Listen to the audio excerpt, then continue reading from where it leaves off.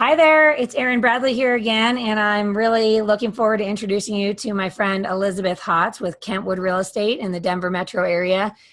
Elizabeth has a really awesome story to share with you guys. She's actually the first guest on the podcast that is part of a successful family-run team, an all-family team of real estate agents, which I think is really fascinating. And we're going to dig a little bit into that. But she got into the business in '04 with her father and then went on to develop her own business that has been very successful and sustainable throughout the peaks and valleys of the markets that we've seen since 2004.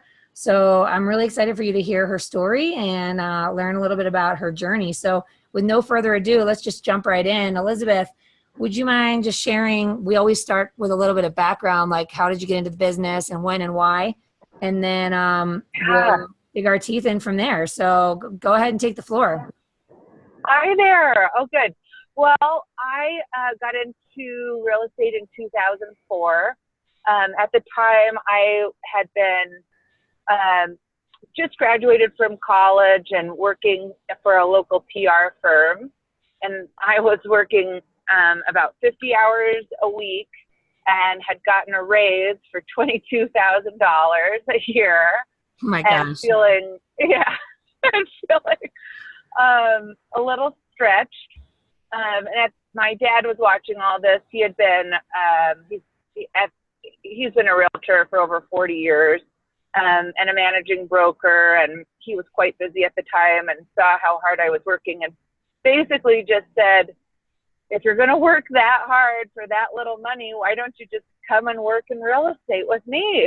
Oh my gosh. So I was really hesitant at first. I had sort of come from this liberal political stance where I felt like, I was into socialism and not interested in, selling off chunks of real estate to the highest bidder. So I pushed back pretty hard, but my dad was really smart and he set me up on a bunch of interviews with successful agents in my company that were women to just talk to them about what it would look like. And it was great. I learned a lot from these women. Some of these women, are the highest producers in the state, and they were sharing with me what they loved about real estate and how it allowed, them to use their brains, and there's no glass ceiling, and, the sky is the limit when you're working hard. And so that really compelled me. And then I signed the dotted line and started working for him as I started as his assistant, kind of learning the business from the ground up as far as like contracts go, measuring houses, and getting my license at the same time. And then building on that, my business really took off for myself about 2008. So backing up a bit, I really think that's genius that your dad sent you on those meetings with women to pick their brain. I mean, I really commend him for doing that. And it sounds like you obviously got a lot out of that and felt really inspired. And I'm just curious because you've now been in the business for 14 years. You are one of those top producers now in the state. Do you ever find yourself given the opportunity to be a mentor to newer agents or people that are considering the industry? Just out of curiosity. Well, I've met with a lot of people who are considering going into real estate, and I'm happy to do that. I also, my own sister decided to join our real estate team in 2016, and so I don't know if she would echo it, but I feel like I've been a mentor to her, and trying to share with her what I've learned and help coach her because it's a hard business. And I don't think we always cut ourselves the slack that we need to, when you're dealing with this kind of demanding client and, helping them through a process that can be really quite treacherous and scary. Definitely. I mean, there's no question about it. And it's one of the misnomers I feel like for folks outside of the real estate industry is that just how fun and easy the real estate business can be. And the reality is that if you want to create a sustainable business that, doesn't have you stressing, month to month about how you're going to pay your bills, you really do have to work hard. And then even when you're experiencing success in your business, you then are faced with a whole new level of challenges and stress that come with, the compromising of time we need to make to serve our clients, and then the different personalities, and every transaction is different. So it is hard work, and it's also really rewarding and really fun in the end. I mean, it is fun. I should poo-poo the idea of it being fun, but it's not for the faint of heart, and it's not easy. It's hard work, and it's very rewarding. So that's awesome that you have the opportunity to mentor your sister through that. And coming back to the whole, you mentioned that in 2008, your business started taking off, which anyone who's listening, who's been in the business prior 2008 is probably wondering how on earth did that happen when everybody else's business was crashing. So was there anything going on during that time for you that led to the growth of your business in spite of the external factors of the market? It was sort of a perfect storm for me in the sense that, in 2008, I was 27. So a lot of my friends were buying their first homes or moving from, like their college house to their like married and new baby house. So I was able to capitalize on that. And one of the things I did to do that was I hosted these first-time home buyer seminars, and, we'd have free food and free drinks, which was key. But we also, yeah. Are you having any of those anytime in the future? Because I'll be there. Yeah, that's right. The power of free drinks and food.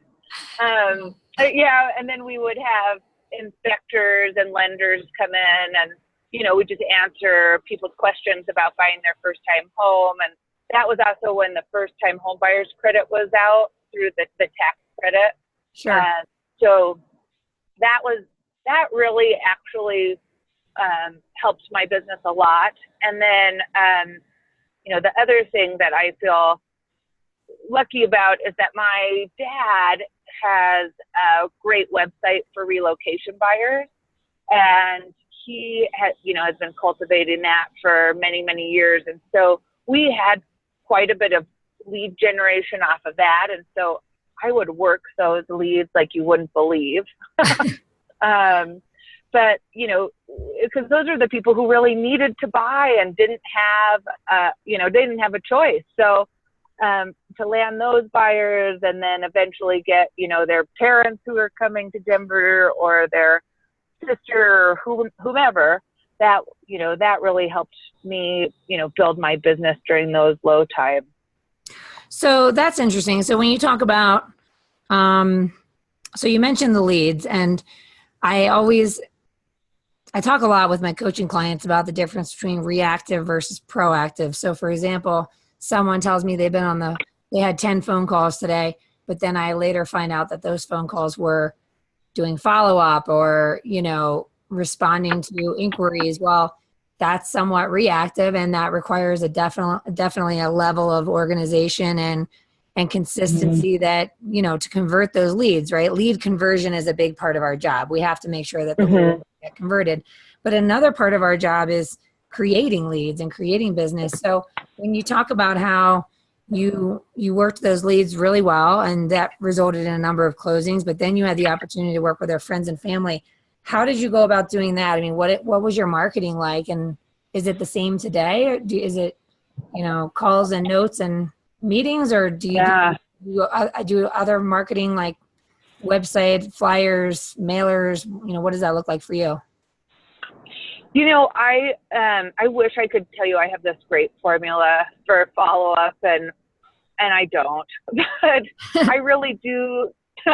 I really try to maintain a relationship with my clients, after the closing, and whether that's, dropping off gifts and housewarming gifts, or sending them, invitations to, various parties that we put on through the year. We try to always have a Christmas party and then a back to school party for our clients. And then, you know, a lot of it's just the little things, inviting them to lunch or sending them flowers when they have a baby, or you know, following up on those life events. And I try to keep track of people the best I can, and whether that's, you know, Facebook or checking in on them with an email.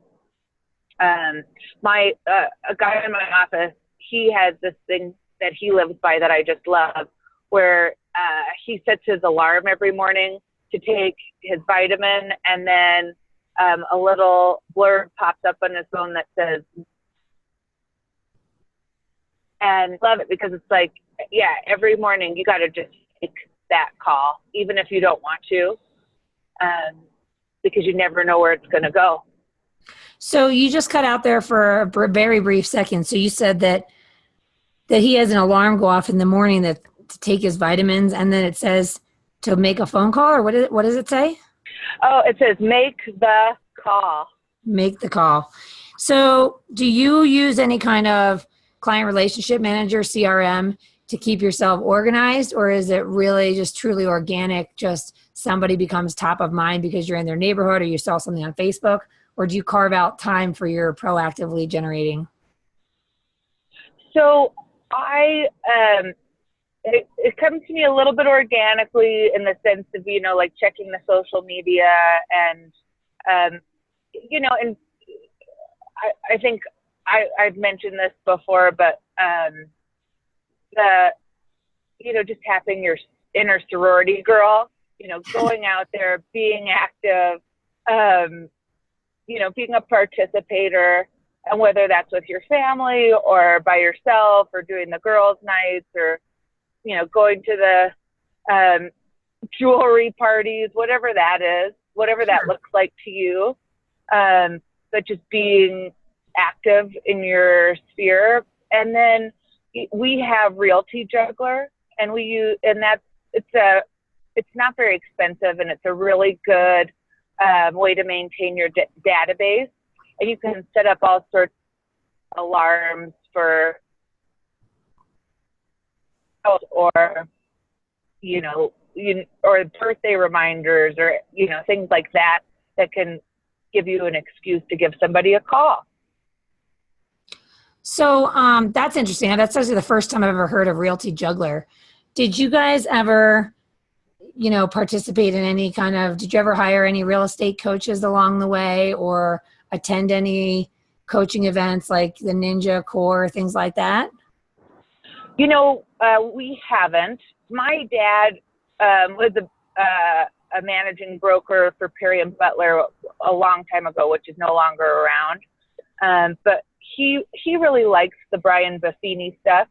So we would go, you know, attend some of those free seminars you put on, you know, by various vendors. But normally what he likes to do, and this is his favorite thing, is he wants you to lay out $5,000 in cash, right? He'll say, if you don't call your leads, I'll just take this money away from you. That's the money that you would have to pay to Brian Buffini to keep you on track. Oh my gosh, that's amazing.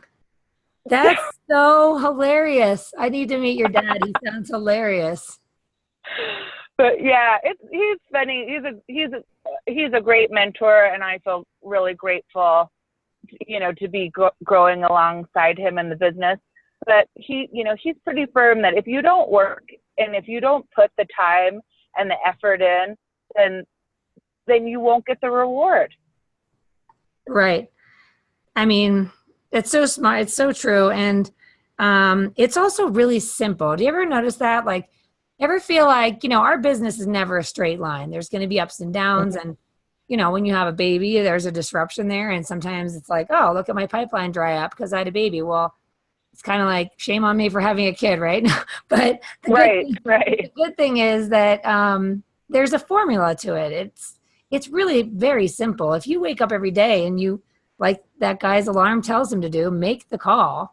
If you commit to some simple bare minimum activities of reaching out and touching base with your past clients or sending notes, or like you said, having events, dropping off gifts, you will see the results. It's with 100% consistency. You do the activity, you see the results. Right. And it's, I do like that. I mean, I don't like the fact that there's ups and downs, because sometimes when it's down, you think, oh my gosh, is this the end? Is this it? Is this the end? Right. But then, I mean, it's funny because if I'm talking to a realtor friend or anyone on the lending side for that matter too, and they're in that funk, it's like, come on, dude, you're not going to go out of business. You just need to get back to the basics. It's not rocket science. It's pretty scientific. I mean, it's pretty straightforward. Just do the basic activity, but sometimes it's easier said than done. Right. Right.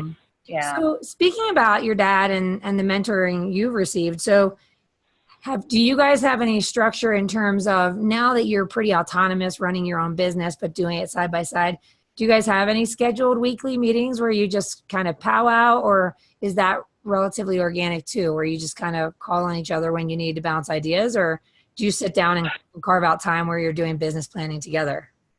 Yeah, we do a 2-hour meeting a week. Typically after we have our company sales meeting on Wednesdays. So right after that, we'll go into our 2-hour planning. And, it's great because you're coming off of a big meeting, so you're psyched and you're ready to go, but you're also, touching base and maybe commiserating or just unloading or getting some feedback on a tough situation. And that's really valuable too. This business can be so isolating that it's really important, I think, to have somebody that you can just call and vent to, or, bounce around ideas with, brainstorm, that kind of thing, because, for me, it's definitely a dangerous place to get too far inside your own head. Yeah. And it's good to have that kind of feedback. Definitely. I mean, we had, I was part of an accountability group where we met every month for, over 2 years. And it was just myself and 3 other real estate agents in Denver. And we all agreed that it was the most important meeting of our month, because we ended up calling it real estate therapy in the end, because at some point, every one of us was probably brought to tears about something in our personal or professional lives, because I really believe you should not operate as an island as an entrepreneur in any industry. And that we, like you and I both, are going to leave this phone call probably with new energy, new fuel to bring into our day or to bring to our clients or whatever. So I think that's really awesome that you guys are doing that weekly. What advice would you have for anybody else who is considering going into business with their parent or bringing their child in or their sibling? Because I'm sure that presents its own level of challenge, but also has, some amazing rewards that, people might be afraid of even going down that path, Yeah. And it's tricky. I would be totally misleading you if I didn't say that we've had some big bumps along the way, and sort of maneuvering how these relationships are going to work. When you're family, it's not like you can stop talking to each other or go work for some other broker. Right. We still have to have Sunday dinner together. Yeah. So, it does get a little tricky. I think the best thing that we did, and we didn't always do this early on enough, some of it took some feeling out, but just putting out some real parameters, what happens when somebody shows your clients, for a whole day, or what if you're out of town and somebody ends up presenting an offer on one of your listings for you? What does that look like? And, how are you going to share in costs, and how are you going to, who's going to get which clients? I mean, one of the big things is that, we know a lot of the same buyers, and, how's that going to filter through? So, so I think really just sitting down and sort of hammering out some boundaries and some guidelines that are in writing is really helpful. And those will change, and they always will. My business with my dad has, over the last 14 years, has changed quite a bit, especially now that he's starting to step away a little bit more, and I'm picking up more. And so just realizing that those changes in your life, will happen, and trying to go with it. Yeah, I always say that as our team grew, it was always only with hindsight and only when we learned the hard way did I realize, well, that would have been a good thing to have in writing, and that would have been a good thing to have in writing. And I really did this person a disservice by not having a checklist for that or a script for this, so you really do. You learn as you go. And speaking of team, I know that you've got a few folks supporting you on the marketing and transaction coordination and whatnot. And I'm curious because what's unique in your group is that you've got a couple people that are serving a couple people, meaning you've got a personal assistant, but that personal assistant is serving you as well as your dad and your sister, correct? Right. And so do you each lean on that person for your own unique needs and gaps that you need to fill? Or is it a collective, here's what this person can expect to be doing to support your team as a whole? Like, are you all individually delegating to her or him, or is it, is it just, this is what you're doing for the team? Well, like a true control freak, none of us are very good at delegating. I'm sure that's the curse we were born with in this business, right? I know. And I wish I was better at that. Something I'm really working on, because I think I can do it better myself. And then, it's midnight and you haven't had dinner. So I am working on doing the delegating a little bit better. We do have, again, like a list of boundaries and tasks, acceptable tasks for each assistant. So we know who we're going to, we know we aren't overstepping, but we are all different in our styles and how we use them. And that has been a challenge, I'm sure, for each assistant, because it's not always easy to work with 3 different personalities. Sure. So just kind of coming back to, I think it's good for people to know that Elizabeth has, when we're talking about success and numbers and things like that, I try not to focus too much on the numbers, because I think that success means a lot of things to a lot of people. And it means enjoying life as much as you're enjoying your business. But she does put up some really big numbers and is a top producer in our industry, doing as much as 20 million a year in volume. And I would love to know any advice that you would share with someone who's either just getting started in the business or is really looking to get a refresh or a restart, what do you do when you know that you need to ramp up your volume? What are your minimum standards for yourself in terms of making sure that the business continues to go in the direction that you want it to go? Well,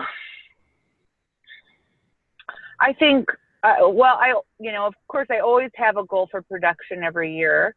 And so I normally try to make sure that I'm going into every year with a full pipeline of clients that I'm working. And, and one of the things we talked about with the lead generating is, if that pipeline is low, then I just start dialing for dollars is what my dad calls it. Right. But, just making phone calls, getting out there, stocking up that pipeline. And then, I would give, for someone who I think is, trying to grow theirs, I'd say just get out there and do the belly to belly marketing is always the best way. They say, what does success spell for? Or I don't know if you've heard this, but what does success stand for? And it's see the people, you see the people, see the people, see the people. Every day, see the people, see the people. Oh my gosh, no, I've never heard that. It's amazing. Yeah, it's amazing, right? And it's true. Yeah, it's so simple. And I think that our industry, I mean, folks, they tell me they work, oh, I worked a 10-hour day yesterday. It's like, okay, but what exactly did you do? Because if you responded to emails for 8 hours, that's not exactly doing lead generation. That's not really focused on growing your business. So there has to be some level of balance between consistent focusing on your business and where it's going to be in 90 days and 6 months and a year, as well as in your business where you're reacting to the pressing matters at hand, which is reality. I mean, we have a very reactive business.